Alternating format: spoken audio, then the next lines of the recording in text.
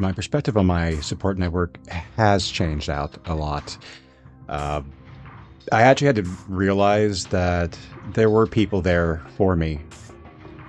It's just that they weren't there physically. Sometimes, because of the situation I was in and where I was at the time, I it it didn't feel like I had it because they weren't there. They weren't tangible. They were phone calls and text messages, which is still support because they were still helping me in the best way that they could. And I understand that now. At the time, I didn't. The time frame when that question was first posed to me was very, very raw emotions. And at the time, I was also very much alone. Physically, there were people in my life, but these were also people who had other things going on. And I was also, like I said, I said I was raw, but I think the best way to describe it was I was feral. I still am to a point, but it has changed a bit. And I've accepted this, and I've actually talked to them about it. And I said, hey, I'm sorry, I didn't, it didn't dawn on me, or I didn't put two and two together type thing. And these people were there, and it did tell me that even if we don't realize it, we still have people there for us, which is a positive. I had to eat some crow and apologize, but no, things are a little bit better, and I feel better now, and hindsight is 2020, but no, I still do feel like I do feel like I have a support network. It's still a small support network because people will deal with you on what they can handle, and I am a lot to handle.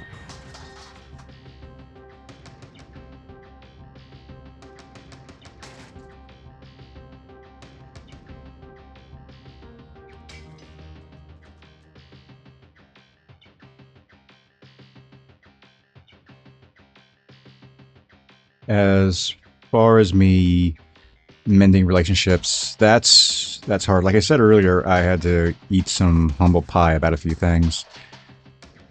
I've done a lot of things to survive the last couple years, and not all of my choices have been good choices, and I've had to do a lot more work. And I don't believe in telling people I'm going to do something. I believe in showing them that I've done something. And some of that's worked. There's been some discussion between me and some friends about my self-medication, why I've been doing it, the understanding of it, but also the understanding that I needed to really cut back, which I have. So there's that. I've also been a lot more open for people in my past to come back.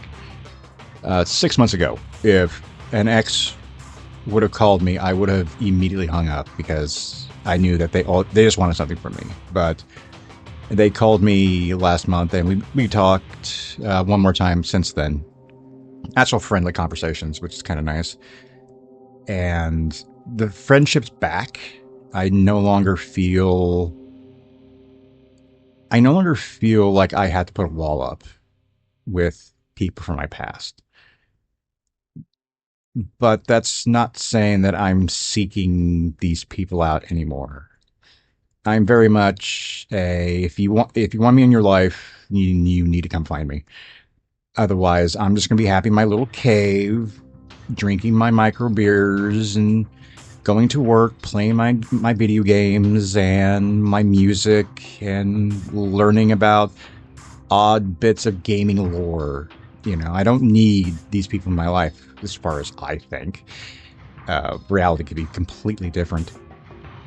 But I'm not... I've lost a lot of people in my life. It feels like I may be losing some more here pretty soon to entropy. I'm just going to put it like that. One way or another. And I do need people in my life. I do need loved ones. I need people I trust. The hard part is finding those people in my past that I can still trust, or at least know how far I can trust them.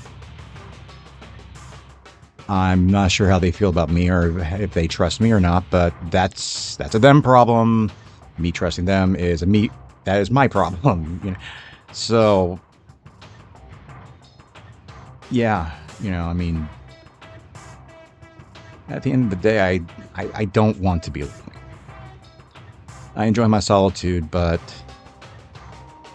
I mean, bless Rollins, who said that loneliness and solitude are hard-won allies.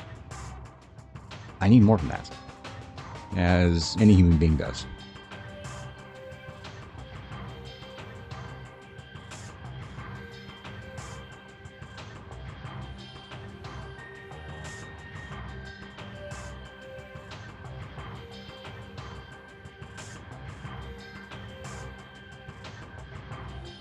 How has medication affected my daily life? It's been a net positive for me. I'm I'm still suffering from daily anxiety attacks, but my panic attacks have gone down a little bit. Uh, Also, a lot of the ADHD side problems are kind of gone. And what I mean by side problems is actually the hyperactiveness or sometimes the restlessness, uh, as well as the severe mood shifts with bipolar have decreased, or at least they're mild when I have them. So it has been a good thing. It's been a situation where it's always trial and error because I'm on one that I haven't been on before, so I'm not exactly sure how to approach it or how to deal with it within my daily life, especially with the side effects. Which one of the side effects is hyperactivity. So when you max that with ADHD, it gets a little weird. But I do have because, better living through chemistry, I have a medication to help me with the side effects for my medication. And I take that, and the warning on the label says, may cause drowsiness. What it really should say is don't make any fucking plans. Because I take that, I'm pretty much useless for about an hour because I'm just kind of derpy. I don't know whether that's a fringe benefit or not, but at least it calms me down. I kind of use it as a secondary anxiety type weapon. And I guess calling the medication a weapon against my mental illness is a pretty good use of it. I mean, it's like, it's a tool. It's like, yeah, but I'm not building anything with this. I'm fighting something with it. So I guess my medications are my weapons in this respect. But it's been a positive. We're still getting things, me and my doctors, we're still getting things dialed in properly so that can be functional, which is the goal. Of course. I mean, who wants to be completely messed up all the time? I mean, I don't even like being buzzed or high constantly, which has been a benefit with this. Thankfully, and again, because of the medication, my drinking has gone down, my cannabis intake has gone down drastically. Some of that's because of availability, but a lot of it, it's also because of I just don't feel like I need it as much now that I'm on this medication.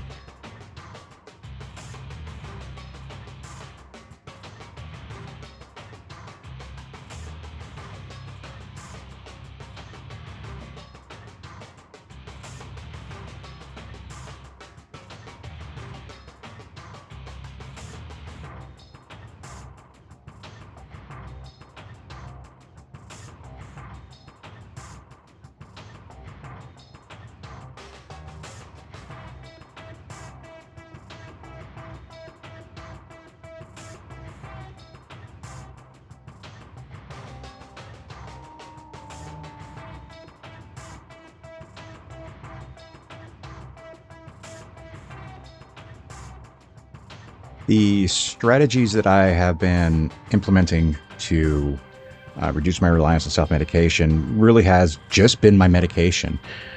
I'm one of those lucky individuals where I don't really have an addictive personality, or I'm not prone to addiction to substances.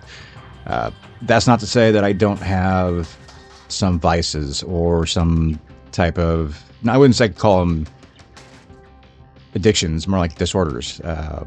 I have found out that I'm a comfort eater, and when I have anxiety, I look like the Tasmanian fucking devil. So that's been fun to try and curb. Which, by the way, trying to curb that with marijuana has been a testament of stupidity, because it's like, oh yeah, I feel bad, I want to eat. Okay, we go out, smoke a joint. All right, I feel great, and I really want to eat.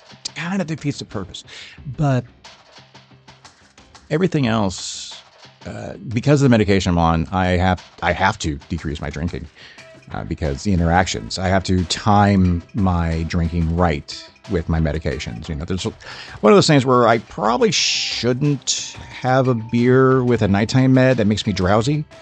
So I kind of try to figure that out. I try not to drink at least an hour before I take my meds, or, you know, or at least I wait until after I've drank something to take them, or to drink after I take my meds, or vice versa. You know what I'm saying? It's about knowing. You know, they always talk about drinking responsibly, but I take that to heart. Where I still love my beer, my whiskey. In fact, I would love to, you know, honestly, I could probably do a podcast about just the beers of the Pacific Northwest. And maybe I should do that. Maybe I'll actually get some views. But, all joking aside,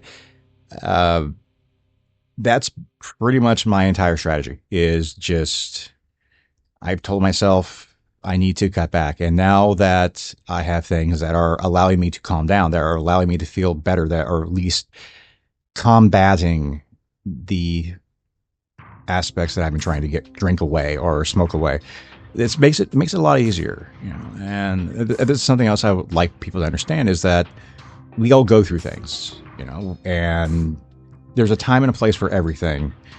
And this is the time for me to really be strict about my moderation. That's not to say that, you know, like on a day off, maybe I'll tie one on. Maybe I'll have more than a beer that day. Maybe I'll have a couple beers, you know. Is it a pay-per-view weekend? You know, am I watching my beloved pro wrestling? If I am, then I guarantee that six-pack is gone by the end of the pay-per-view, especially in the AEW one, because they're like 6 hours long. And sometimes I need to drink to get through the shit. So that's where I'm coming from, you know. I mean, you can still call me an alcoholic, you know. I mean, Lord knows, whichever one's listening, that I've thought at least once this last year or so. But if I am, I am. If I'm not, what's it to you?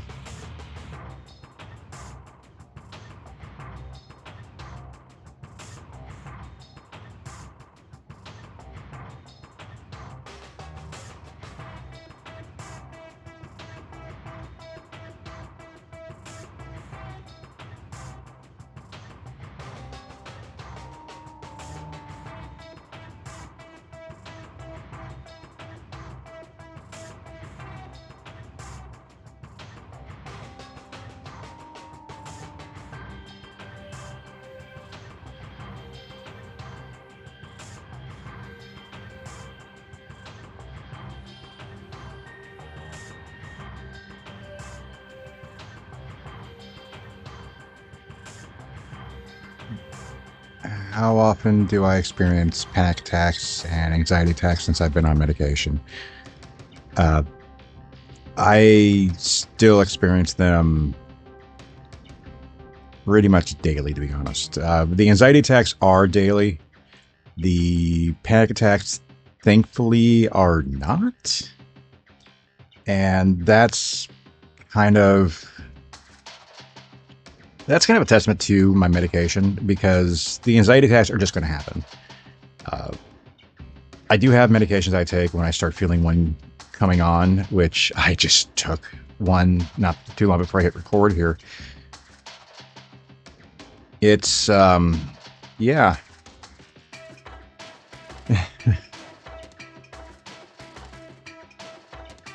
Every fucking day, I have at least one anxiety attack. I do everything in my power to make sure it doesn't turn into a panic attack. And it can be anything that sets me off still. You know, I refer to these as weapons, but they're not a magic weapon. They're not something that's going to alleviate my problems. just because I took a pill. It's something I have to work at, and a lot of times it means I have to decrease what I do. Sometimes I can't be around a lot of people. Sometimes I shouldn't leave the house, even though I need to go do something. I'm probably better not.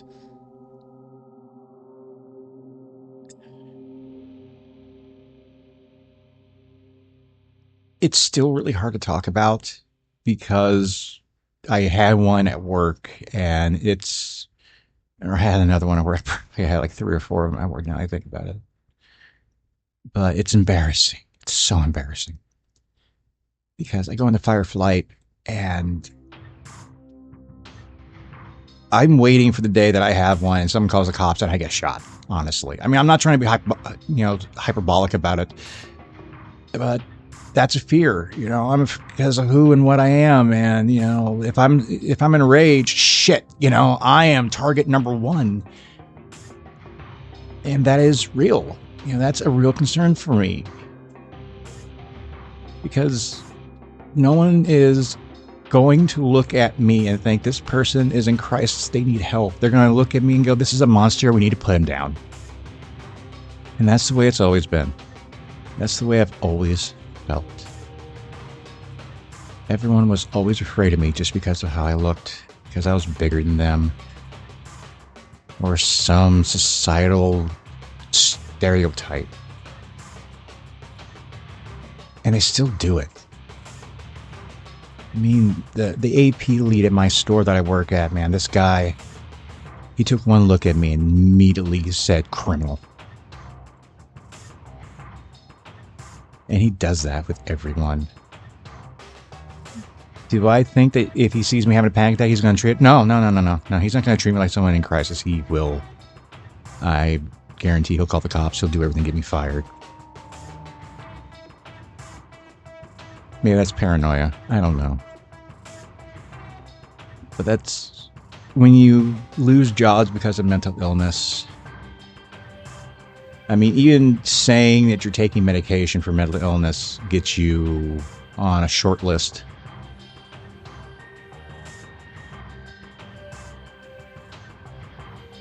And knowing that doesn't help the anxiety attacks. No pressure.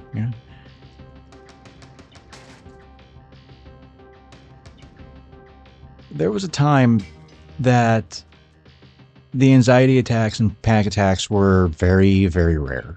They didn't happen all the time for me. They were either out of the blue, or it was an indicator that I was having more stress in my life than I thought I was. So it was a time for me to take an inventory of what's going on. And now I don't have time to dissect and go, what started this, what triggered, what can I avoid? I just go, oh, okay, that happened again. And when the next one hits, it's like, okay, that happened again. And when one doesn't happen, I wonder, okay, when is it going to happen again? This is my life. This is me being a hermit for my own safety. People ask me why I don't drive. Well, there's one reason. Then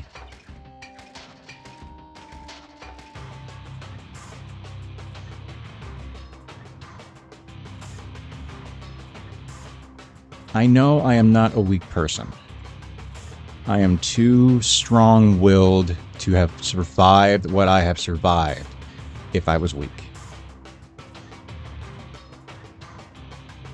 God, it feels like weakness every time I have one. And when it's every single day, y'all wonder why I drink.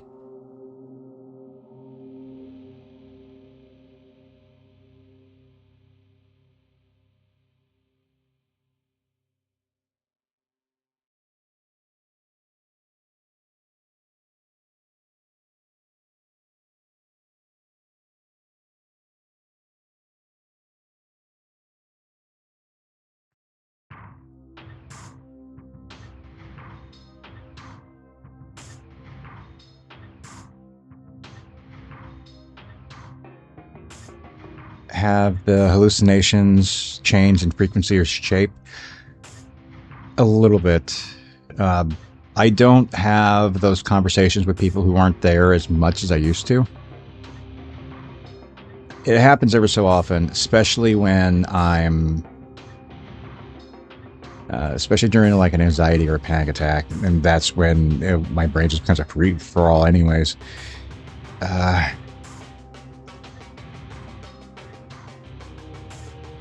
but no, I haven't been seeing a lot of the geometric patterns that are usually associated. Uh, I mean, I'll still see things out of the corner of my eye occasionally, but sometimes I wonder how much is light and shadow. But they're still there. They're never, ever going to go away. That's just the nature of this beast. Is they're going to come when they want to. They're going to leave when they want to, and it's my job to decipher whether or not it's really happening or not. That's really all I got going on there. So, make of that what you will.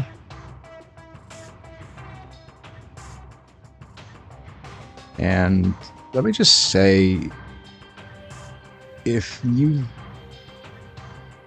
the hallucinations that I'm talking about are not like I went out and ate a bunch of mushrooms and talked to God type hallucinations. You know, I'd rather it be that. I'm talking about audible hallucinations, where the audible hallucinations that I have are... I'll have them with people who aren't there. So they're kind of audible.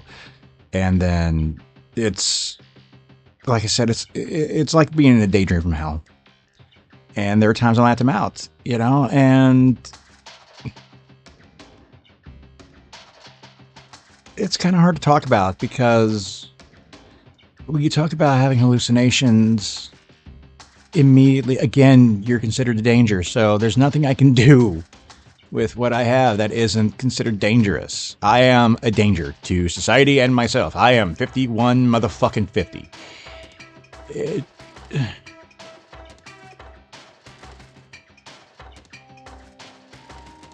There are times it'll happen and I'll be at work, or I'll be, stomping around, going to a store or whatever, and it'll happen.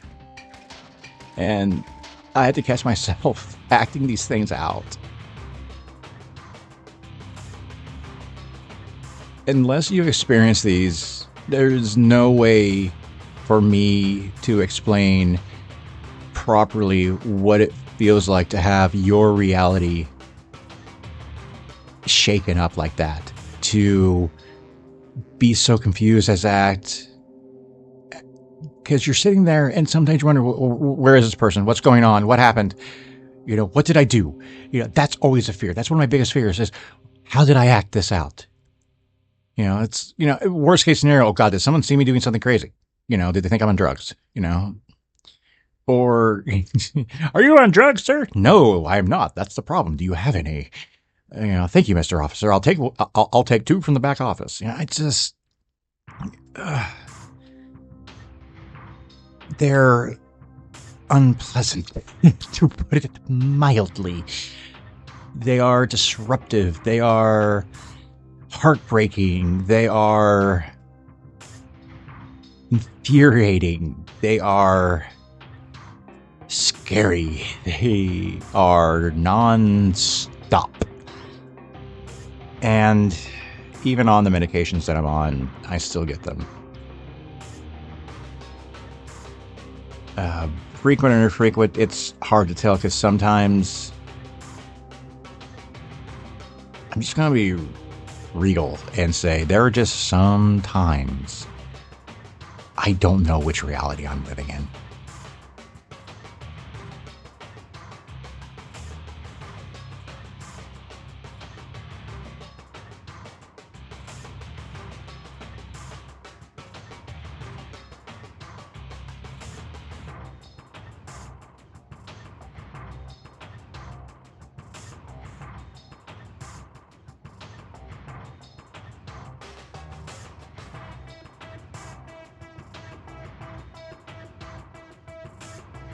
What made me want to go back to therapy was pretty much I just needed to be calm. I needed to figure out how to get around um, these things that I go through, these problems, these things. There's a lot of reasons why I go to therapy, and it, I can really boil it down to one real factor, and that's I don't want to kill myself. Because every single day, that's what it feels like. If it feels like I'm on that edge. It doesn't matter if I'm having a good day. It doesn't matter if I'm having a bad day. And I need that. I can talk. I can talk to my friends. I can talk to my partners. I can talk to whoever, but they don't always understand. They don't know. They have their own biases, and they project those on you when you speak to your friends. And even I'm guilty of it, So I'm not like I'm some special person out there who is completely neutral. I mean, I have my own hangups, just like anybody else does. But the therapist is there specifically to be that common sense filter, to make you go, hey, look at this. Look at these ideas. Look at these solutions. And that's what I'm looking for. I'm looking for someone to essentially hit me upside the head with the 2x4 of reality. I need that. I need someone outside, someone neutral, just go, hey, stop, look, breathe for a second. This is what you're doing right. And that's what I need to hear the most. I say I'm not a good man because I know myself. I know the things I've done. And I have a lot of people try to tell me that I'm a good man, but they can't say it in a way that convinces me. I have had a therapist do that for me.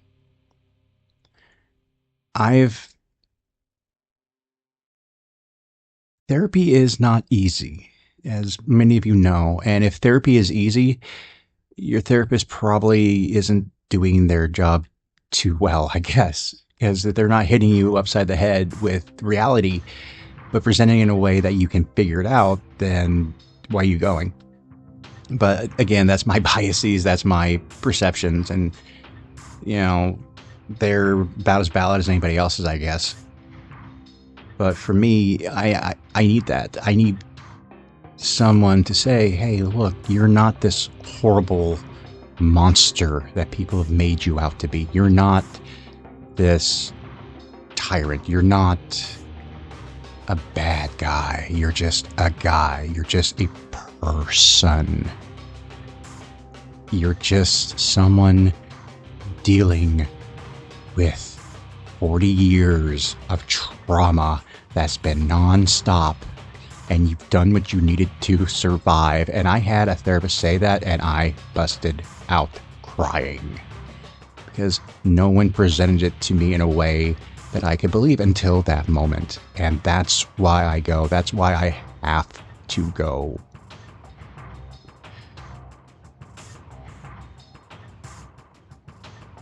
Dealing with your mental illness is not easy. It's a struggle. Just like anything that's worthwhile, you have to struggle through it. And I never miss a therapy appointment. I have dreaded them, but I've never missed one because I knew what I needed. And sometimes I just need that person to go, hey, get over yourself. You're fine. You just saddled with things you weren't supposed to have. And that's important to me. I think that's probably the main reason why I go. And that's what I try to get out of it is I want to be a good person again.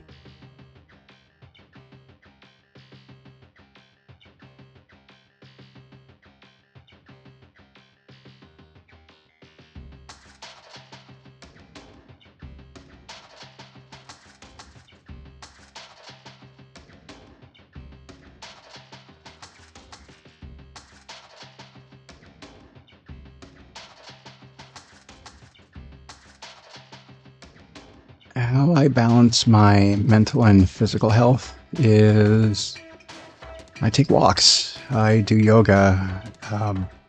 When I'm in an area where I feel safe, I practice martial arts. I I was learning Tai Chi, Jeet Kune Do, boxing, Muay Thai, kickboxing for a while, and I keep those systems within me. You know, sans corpus, sans mentis, sans animus. I have to I have to physically be active almost all the time. So a lot of times, with if my brain's foggy, I go for a walk. You know, I pick a direction, I just go. Sometimes I grab my camera and I take pictures of what I see. I do a lot of street photography. But it's sometimes it's real hard because there are times, especially recently with some family issues that have come up. I Some of my anxiety attacks cause me to shut down completely, not just depersonalization, but physically. I can't move. My balance is completely off. Uh, how can I put this? I become physically inert, and that hurts. That's bad. That's Those are the panic attacks that can last for a day or two because I can't walk. You know, I can barely stand up. I mean, yesterday I came back where I'm staying, and the people I was with, they were looking at me like, "Oh, you're not doing anything. You cannot help us clean today. You cannot help with the move. You cannot help with the rearranging. You need to sit down, and this is what you're doing. You are going to be blacking out, you know, medication bottles, so whoever going through the garbage doesn't get the information." And I was stuck doing that all day long, and I could not get up. I could not move boxes. I couldn't clean. I couldn't do anything. Not just because I wasn't allowed to, but because I physically couldn't. And every time I tried, I got reminded very quickly that I wasn't supposed to do that. And that's disheartening, considering how kinetic of a person I am. So my mental and physical health are completely intertwined with me, at least. So, I mean, some of the only times I feel absolutely right in the world are if I'm playing an instrument and I've finally gotten into the song, talking shit into a live mic, kind of like now, or when I am doing martial arts, when I'm weightlifting, when I'm doing yoga. These are the things that center me. These are the things that go to my core and say, this is right. This is what you should be doing. This is how we get through the day. This is how we are going to make ourselves a better person. So I do everything possible to get those down. Even at work, I try to do the most physical thing I could find because I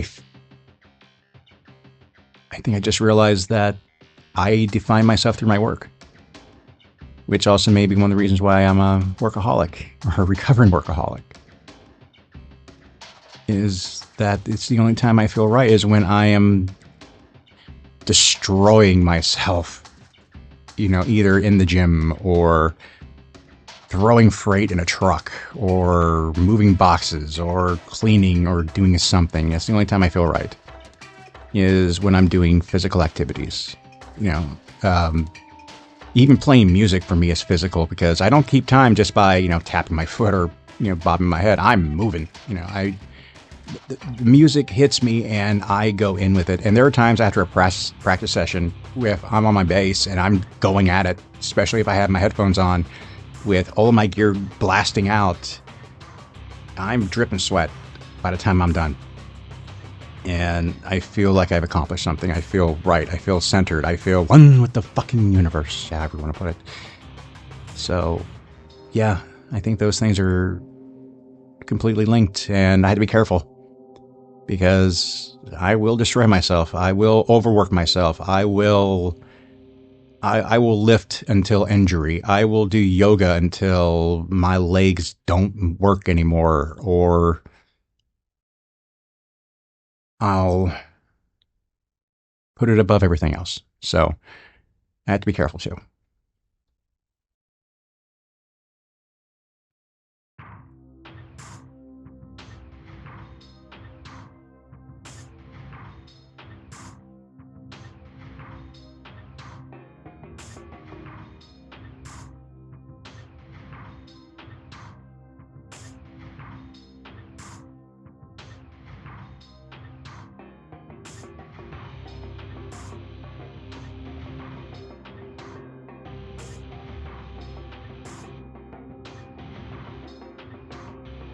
Especially with all the many deaths that have happened in my life, affected my other relationships. It's affected every single one of them.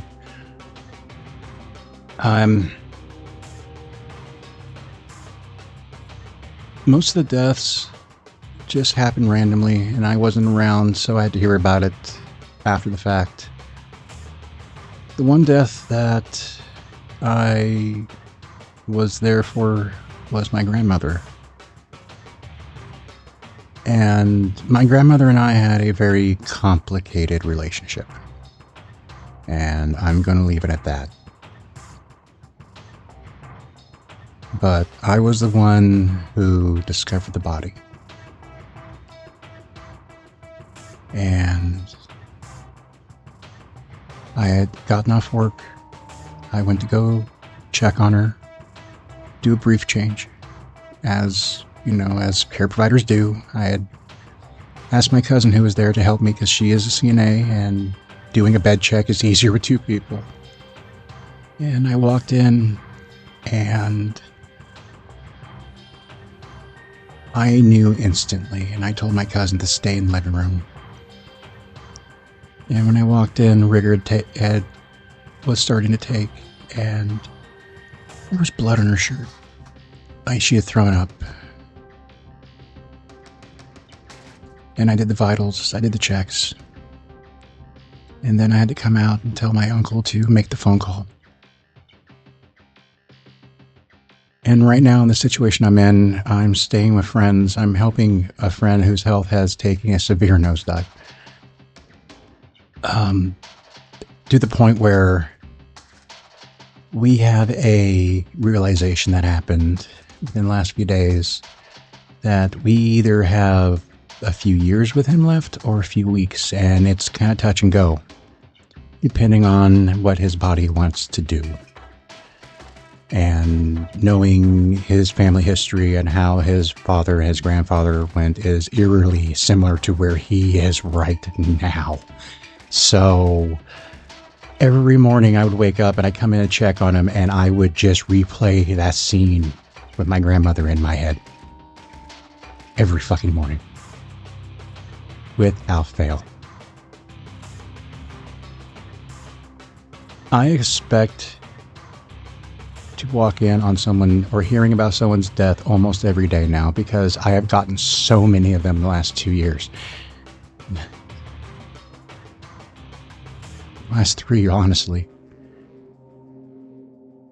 That every phone call, every text message, every email, instant message, whatever you want to call it, carrier fucking pigeon, I expect it to be a death notice. I expect to walk into where I'm living and find my best friend dead. I expect to get a phone call that one of my other best friends was in a car accident, or an estranged person whom I still care about, something happened to them. This is what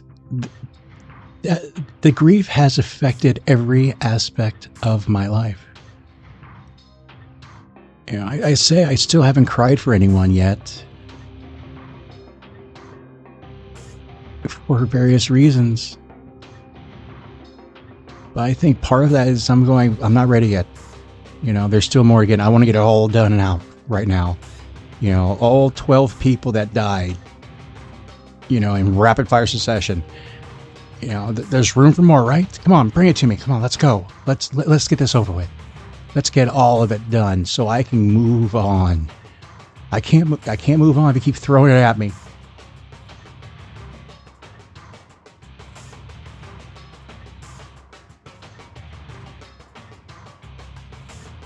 These are the things that I think about. These are the things that are in my mind all day long.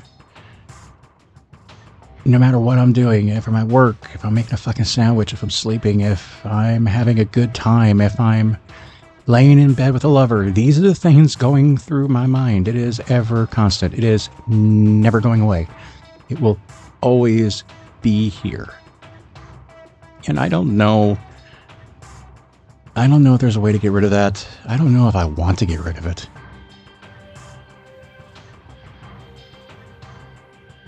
But that's my truth right now. That's the truth I have to deal with.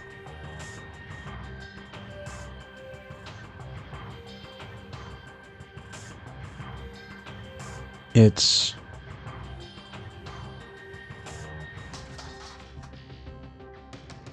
is my life now.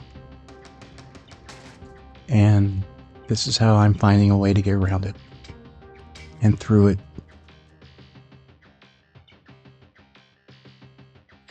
I will never be the person I was before my mother died. The person's gone. Too much has happened for me to go back. Some days I wish I could.